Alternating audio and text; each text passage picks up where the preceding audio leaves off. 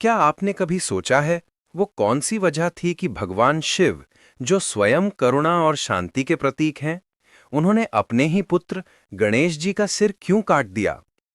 आइए जानते हैं इस रहस्यमय घटना के पीछे की पूरी कथा। बहुत समय पहले कैलाश पर्वत पर माता पार्वती जी निवास करती थीं।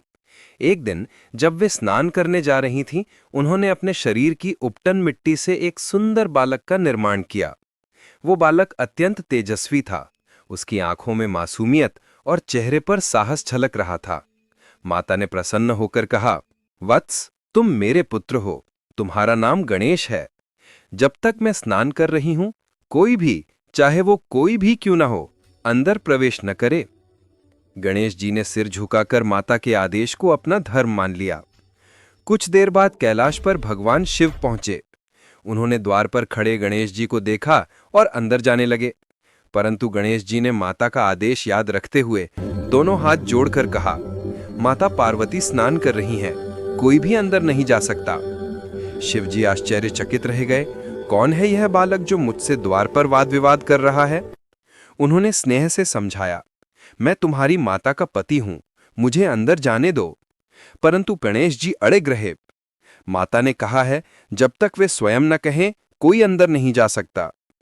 अब भगवान शिव का क्रोध बढ़ गया। आखिरकार क्रोध में आकर भगवान शिव ने अपना त्रिशूल उठाया और पल भर में गणेश जी का सिर धड़ से अलग कर दिया। कुछ समय बाद जब माता पार्वती बाहर आईं और अपने पुत्र का निर्जीव शरीर देखा, तो उनका हृदय चीत्कार कर उठा। उनके क्रोध से संपूर्ण सृष्टि कांप उठी। नदियां रुक गईं, वायु स्थिर हो गई, देवता भयभीत हो उठे।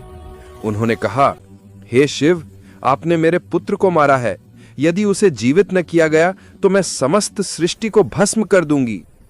शिव जी को अपनी भूल का एहसास हुआ। उन्होंने तुरंत देवताओं को आदेश दिया, उत्तर दिशा की ओर जाओ और जो पहला जीव मिले उसका सिर लेकर आओ। देवता दौड़े और उन्हें एक हाथी का बच्चा मिला। वे उसका सिर लेकर आए। भगवान शिव ने वह सिर गणेश जी के शरीर पर स्थापित किया और जीवन मंत्र फूंकते हुए कहा, हे गणेश, तुम न केवल मेरे पुत्र हो, बल्कि प्रथम पूज्य भी रहोगे। तुम्हारी आराधना के बिना कोई भी कार्य सिद्ध नहीं होगा। और इस प्रकार जन्म हुआ गजानन, विघ्नहर्ता, बुद्धि के देवता श्री गणेश जी का। आज भी जब किसी शुभ कार्य की शुरुआत होती है तो सबसे पहले श्री गणेश जी का नाम लिया जाता है, क्योंकि वे ही हैं जो हर विघ्न को हरते हैं और सफलता का मार्ग प्रशस्त करते हैं।